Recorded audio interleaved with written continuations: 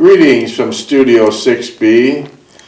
It's January 5th, 2025, and I'm speaking with Mr. John Jeckovich and reading his book, Their Mother's Sons. It's approximately 900 pages. How many pages? 849. Right on a number. How are you feeling today, Mr. Jeckovich? Good. Feel good. You're looking well. You're looking chipper. So everything's going nice and smooth. Oh, yeah. So we're going to pick up on chapter 22, page 730, which is Wedding and the Poconos. Wedding and the Poconos. Wedding in the Poconos. Did you enjoy the Poconos? Oh, yeah, they're beautiful country.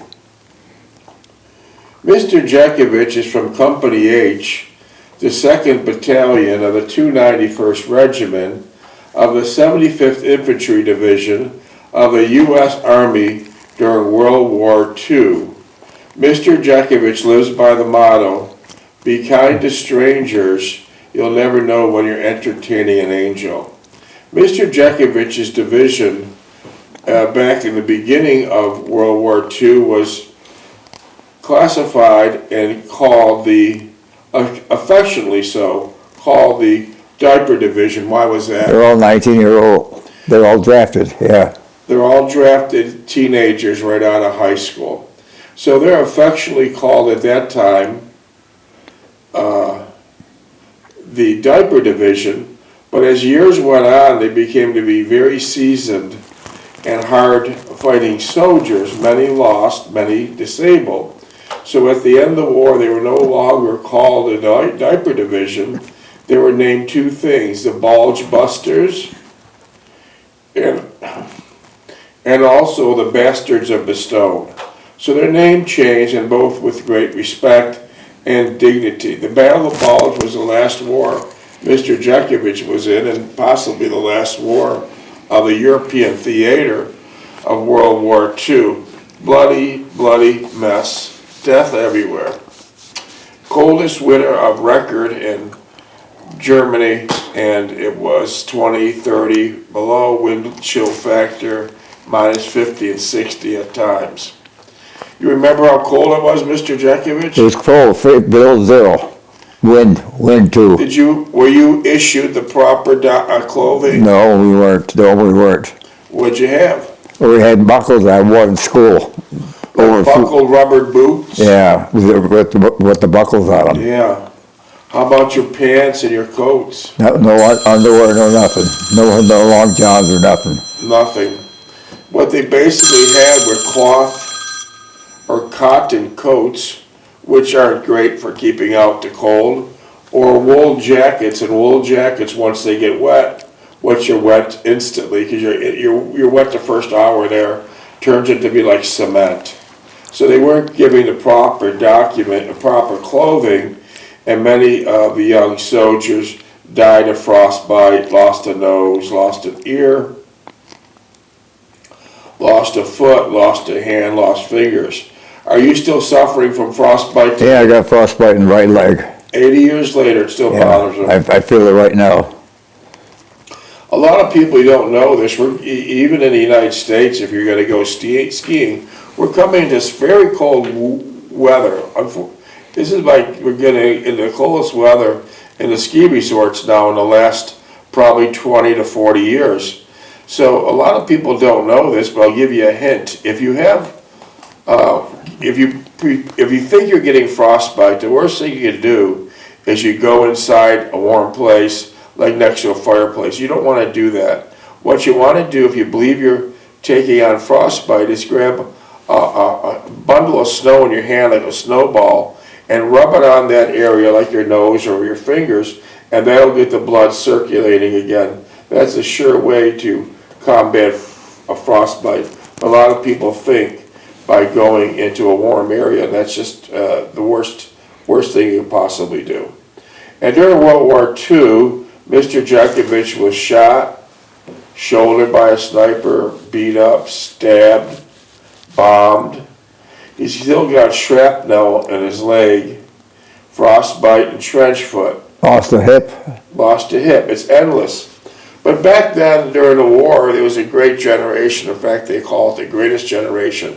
When Mr. Jeckovich was shot up and bombed, they basically sent him to a hospital in Paris. And if you're able, they needed soldiers so desperately. I mean, frontline soldiers. I don't mean rear echelon. Frontline soldiers. They'd patch them up as quickly as possible. And if your index finger could pull the trigger of your machine gun, and if your walk, you're considered what? Fit for duty. Fit for duty. Today, it'd be quite different. It'd be quite different. It would be a quite different situation. It sure would be. And that's basically how it was then. You know, they'll stick you right back in there as soon as you get somewhat able to pull the trigger and able to walk. You're ready, you're fit for duty, right? Yeah. Fit for duty. Well, I'll start reading your book, but what's your dog tag number? 42965. Okay. Okay. That's the code that opens up the laptop. And once again, the top 3 text today was... Go ahead. What? Were you going somewhere? I can pick it up. Okay, the top 3 texts today were the same as always. Mr. Jeckovich, where can I buy your book? You can't buy it. Mr. Jekovich's book is not for sale now, nor will it ever be. It's just like an information journal. They'll let the youngsters know what the battle was and how so much different things were then. It takes Mr. Jeckovich from his 11 years old when he began taking care of his mother. That's why it's titled Their Mother's Sons. And it takes you all the way over to Mr. Jekovich's retirement age and taking care of his mother the entire time. And how old was your father when he died? 43. Mr. Jekovich's father was named Marian Jeckovich, an immigrant from Russia, came in the proper way through Ellis Island. He worked like a dog, 3 different jobs, would never accept a handout. In fact, not one of the immigrants back then would accept a handout. Now look at 100 years later how different it is. How different it is. That generation was working hard. How different it is. This man, Marian Jeckovich, was taking care of his 3 sons and a daughter and a wife. They would never accept a handout. Even if you gave them something, they wouldn't take it. If they don't earn it, they don't take it, correct? Right. Now, fast forward 100 years. Fast forward 100 years. What do we got? We got beautiful veterans sleeping in the filth of the street, on the sidewalks, living like trash in, say, for example, New York City, when the millions of immigrants, illegal aliens just came in, walk past them, and they go to the 17th floor of their $1,000 a night hotel room. Yeah. Where the hell has this country gone to? Veterans laying in filth, streets, New York City, Chicago, Los Angeles, San Francisco, laying in the streets like filth and walking past them wearing their expensive Nike clothes and Guess jackets and every other bullshit name you could, designer name you could put on these lowlifes, walking past them, smug as motherfuckers, going to their 16th, 17th, 18th floor hotel room. And if it's cold outside, it's heated. If it's hot outside in Los Angeles, it's air conditioning. So where the hell has this country gone to compared to Mr. Jekovich's father? A legal immigrant, went through Ellis Island, died at 43.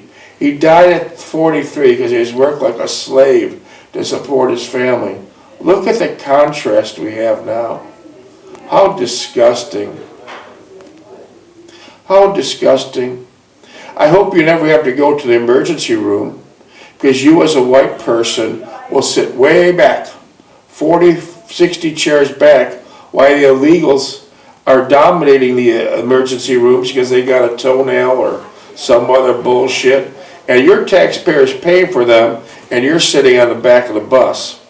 Yeah, Look how it's changed in 100 years. yeah. How disgusting. How disgusting. And it's a fact. It's a lot worse, I describe it. We're not going to get into it today. It's Sunday. We're going to try to be as calm as possible. Try to be as friendly as possible. Yeah. It's a Sunday, so we're just going to be as calm as possible and treat everyone kindly. Sure we will. All right. So the book's not for sale. It'll never be for sale. There's an original copy in the World War II Museum in New Orleans, and we're also Mr. Jeckovich soon will have his own AI booth in the World War II Museum in New Orleans, which it'll be just exactly like you're seeing here. His own facial expressions, his own mannerism, his own language, everything. 5 years, 10 years, 15 years from now, you'll be able to go there and ask Mr. Jeckovich a question, and he'll answer it under AI. Everyone seems today to be an AI expert. We're already into over 200 grand to develop this, and still far away. It takes a lot. It takes people that have great knowledge to do this, but it's far and few in between. A lot of people say they do AI, but we generally, it sucks a lot of money out of us, and then we kick your ass to the road, and we move on to the next one. But it'll be done. But the point why I'm saying this is, if you have a question to the real guy, he's here right now. There's only 6,000 World War II combat veterans left. There's only 6,000 World War II frontline combat veterans left. If it wasn't for people like this, you'd be censored on every activity you'd be doing in this country. You'd probably be speaking German. Your rights would be long gone. So this is the guy, and many other these young soldiers from World War II that have this beautiful country like we have today. So if there's any text message you have from Mr. Jeckovich, text him at 407-366-0000. Text Mr. Jeckovich, he'll answer all text. 407-366-0000. Or as we say on the beautiful island of Hague Point, Dufusky Island, South Carolina, we communicate a little bit differently there. If you have any messages, text messages for Mr. Jeckovich, text him at 407-366-0000.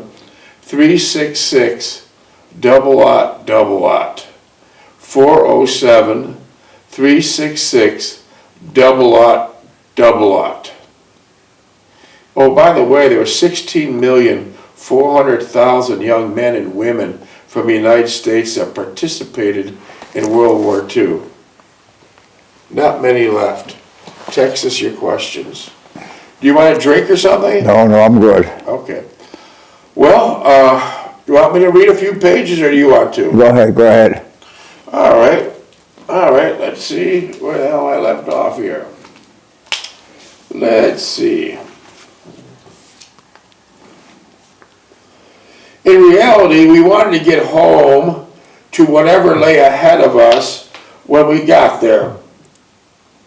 This place, our honeymoon at the lodge, was only a stopping off place, a traditional juncture in our little world.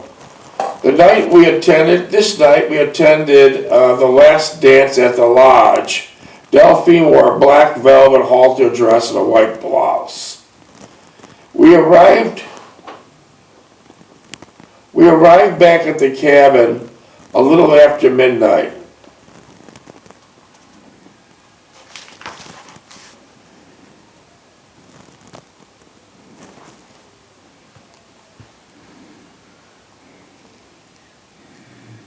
Just a second. In retrospect, our honeymoon was as eventful as it was the first time we were together, and at all times without having to leave each other at some point. We checked out of the lodge early the next morning, and it had snowed most of the night. As we drove away, the snow intensified, and the roads had become slippery. Did you put chains on I your put the tires? chains on, yeah. Wow. I stopped at the small garage in Whitehaven and sought assistance to put my tire chains on the rear wheels. This was the first heavy snowfall we encountered since leaving Buffalo, and although it was difficult driving, it was not a hardship. So the most of the days at your honeymoon of the Poconos weren't a blizzard. It was decent. No, regular weather, Just the yeah. last day. Yeah. Okay, all right. Delphine took it good naturally, as expected. I took my cue from her and attempted to make the best of it. After we have driven several miles from the higher elevation of the lodge, the snowing had stopped. The roads were perfectly dry and free of snow as we descended into a less mountainous region. We decided to drive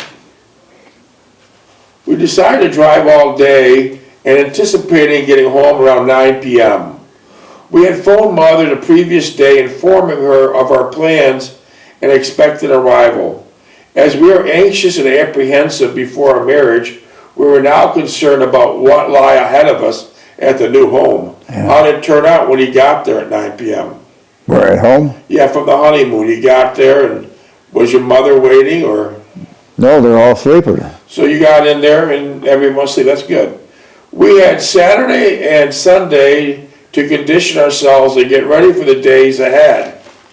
I would probably go back to work on the day shift, and in all likelihood Delphine would be alone at home all day until we arrived from work or school. We talked about this as we drove. Delphine insisted that she had no problems about being alone all day. Did Delphine have any problems? No. She took care of your mother. Yeah. They were good friends. They were like two peas in a pod. Yeah. It'd be another compromise for her, a minor one. Nevertheless, she had not experienced before. A more tangible event and more consequential one. Delphine would be preparing all the meals. Minutes, please. 12. So Delphine would prepare all the meals. Was Delphine a good cook? And eventually when my mother got a hold of her, yeah. How was she when you first got married? She couldn't cook. What could she make? Probably hot toggy, Hot what? hot cocoa or something. That's it? Yeah. And your mother taught her how to cook? Yeah, I said, Bob, get a hold of her, teach her how to cook. She's killing me. And then how many months did it take? She's killing Oh, me. a couple of weeks, she picked up fast, yeah. She's killing me. You did all right. You're knocking on a door of 100 years old, so that cooking couldn't have been that damn bad. Yeah. So how many months did it take her to learn? Pardon? How many months did it take your mother to teach Delphine to cook before she... Couldn't really cook regular breakfast. I'd say about a month. Oh, I see. And when Delphine and got married, was she driving an automobile? No, Who taught her? I did, with a Volkswagen. In a Volkswagen. Do you remember where you taught her at? Behind the High Park pool. Was that like a great big parking lot? Yeah. And you were a teacher in a Volkswagen? Yeah, with a gear shift on it, yeah. You had to push the clutch in. Yeah. If no one has ever been in a Volkswagen back in the day, it's all manual, no automatics did not exist. And the gear shift was like 2.5 to 3 feet tall. It was way up there. Yeah. Way up there. So it was easy to grind the gears. Is that what happened? Yeah, she's grinding gear. Well, she got it. She had a hard time clutching. And then other people don't know about the Volkswagens back in the day. How was their heating system? You had to go 90 miles an hour to get any heat. Yeah. So in order to get heat in a Volkswagen, you had to be really raising those RPMs in that rear engine. Otherwise, you get no heat. Otherwise, you'd have no heat. So there was many days when you're driving a Volkswagen through the city, you're cold. Oh, yeah. Just accepted it, right? Yeah. Well, we figured the days we were cold, we didn't go. Yeah. Mr. Jeckovich grew up during the Depression. Did you think you were poor? What? Mr. Jeckovich grew up, he was born in 1925, and he grew up during the Depression. Did you think you were poor? No, I didn't think I was poor, no. I ate well. My mother and father were good. They had both jobs. My father had a job. My mother worked at the Christmas. How do you think kids today would handle those conditions? These? How do you think the kids of today would handle those conditions you lived through in the Depression? These kids? Yeah. They wouldn't do it. They'd ask the government for help. And that's something that Mr. Jeckovich and his family never did nor never will do. We always say, trust the government. Ask any Indian how they screwed you over. Oh, wow. Yeah. And so, you grew up during the Depression. 1925 is now 2025. 100 years have went by. Did they go by quickly? Oh, yeah. You couldn't believe it. Couldn't believe it. Day by day, day by day. Holy hell, 100 years just snuck on by. A lot of people listening, we checked our audience ages the other week, and they're mostly under 40. But if you're 40 years old today, you have about a 10% chance to live to 100. You have about a 10% chance to live to 100. It's a tough thing. It's hard to do. It's hard to accomplish it. What were some of your reasons for longevity? No smoking, no drinking, Let me just and good genes. Good genes. Mr. Jeckovich's father lived to 43. And how old was your mother? 89. 89. And let me just toss on a take on that smoking really quickly. It's a miracle that Mr. Jeckovich doesn't smoke, because World War II, all the GIs were passed out by the Red Cross packs of cigarettes. Yeah. The Red Cross passed out to all the soldiers cigarettes like candy bars. What kind of brands were that? Pall Mall, Lucky Strike, Chesterfield. And did most of your fellow soldiers smoke? If they did, they started, but it was all free. Yeah, so they smoked. Yeah. And the stress of the operation. So you never smoked even in No, I service. didn't smoke. No. So an interesting fact, we lost like millions and millions of these young fighters now, and there's a few thousand combat ones that are left are in their late 90s or early hundreds. But the ones that did pick up the habit of smoking, Chesterfield, Pall Mall, Lucky Strike, and by the way, all non-filter through World War II, if they managed to be lucky and they made it through the war, 20 or 30 years later, they probably died of cancer.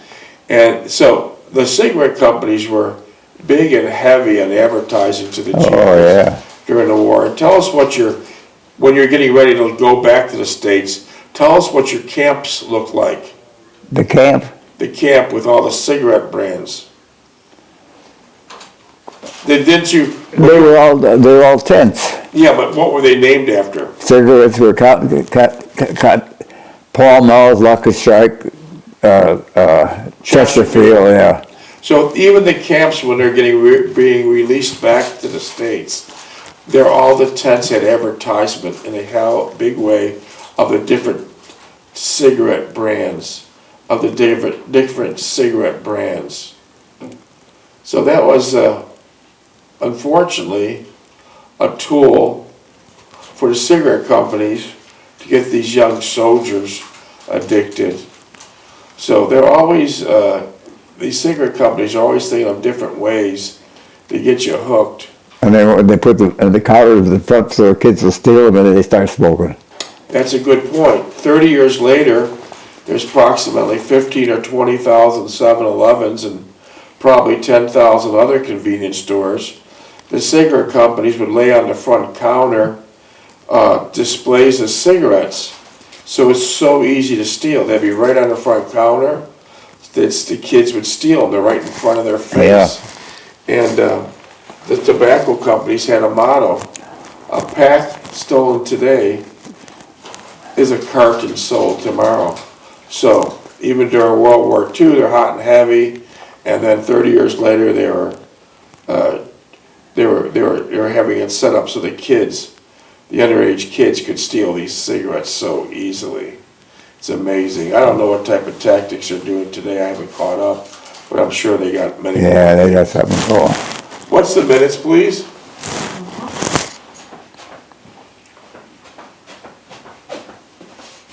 Four. 4 minutes. So we're ending up this chapter with the honeymoon ending in the Poconos. And so the honeymoon went really well. Yeah. You met a couple couples. Yeah, Steve and B. B, yeah. Steve New and York, B from New York. from New York. Steve worked at the bank. Yeah. And where did B work? She worked in an office or someplace. I see. And they were pretty proud of their jobs. Oh, yeah. Yeah, they were pretty proud of their jobs, and they kept on repeating different segments of their work. Oh, yeah. You said they kind of reminded you of your older brother. Yeah, he wanted to be center of attraction. Yeah. Wow. Since you left the Poconos on your honeymoon, did you ever contact Stephen B? No, Never did. no. Since you left the Poconos on your honeymoon, did you ever go back to We went back there, yeah, a couple of times with the kids too. So it was very nice. Yeah, it was very nice, yeah. Not in the wintertime, though. The Slippery Rock, the name of the, Slippery Rock was a lodge, yeah. that's the lodge, and it's in the area of the Poconos. Yeah. I see. Poconos is still a very pretty place today. Oh, yeah. You have a nice small town Mayberry atmosphere. Yeah. It is so nice. And did you think about moving there? Yeah, we were going to buy a house there, but it fell through. 2.5. Bozak was building nice houses there. Bozak was an established builder back in the 30s, 40s, and 50s of Slippery Rock and the Poconos, and he did a hell of a nice job. Build them, yeah. Yeah, and most of the property that Bozak built back then was on 2 or 3 acres. Yeah, So it gave you elbow room. yeah. And was Delphine all for that? Well, she was all for it, but I said, how are we going to do that? It's that's a long distance from where we live. And it was about your mother. Right, how about my mother, yeah. And that's how we get to the book, Their Mother's Sons. Their Mother's We Sons. always had to think of her, yeah. So that's what the book is all about. Correct? Yeah. Minutes? 1 minute, 50 seconds. So that's how the book is all about. So we have these small examples as we read these approximate 900 pages, how it gets back to the title of Their Mother's Sons. So when you finally got out of the service, it was a long journey. What's the first thing your mother said to you when you got back to the house? How come you ate my orange juice? And what else did she say? She said, here's a list of stuff you got to do. How about Johnny? Take a break. You've been in the war for 4 years. Yeah. She says, here's your list, right? Here's your list, get going, things are broken down here. Yeah. Minutes. Minute 10. And so when you actually start dating your future wife, Delphine Stulak, you wouldn't dare use the house phone. You had to go to the train I station. went to the depot, yeah. You had to go with a pocket full of quarters. Yeah, well, I didn't talk too long. I probably Right. talked 5 minutes, that was it. But it's ironic how even back 80 years ago, the long distance calls were more expensive than they are today. Oh, yeah. That's one thing that reversed, right? Yeah, that was Yeah. good. Yeah. So you wouldn't call from the house. You'd have to go to the train station. Yeah. Remember the days where it was $1 a minute or something like that? Probably more. What? The phone calls, $1 a minute. It was really Yeah, expensive. yeah. And then it was usually a prior line, and somebody either listened to it or come back then. Yeah, Mr. Jeckovich had a phone installed in his house on the party line. You'd pick it up and you'd hear other people's So conversations. they'd listen to what you're talking about, yeah. Yeah. That's weird. Yeah, 10 seconds. Yeah. That was a party line, yeah. Yeah. That was something. Every time you pick it up, someone's talking. We're listening to you.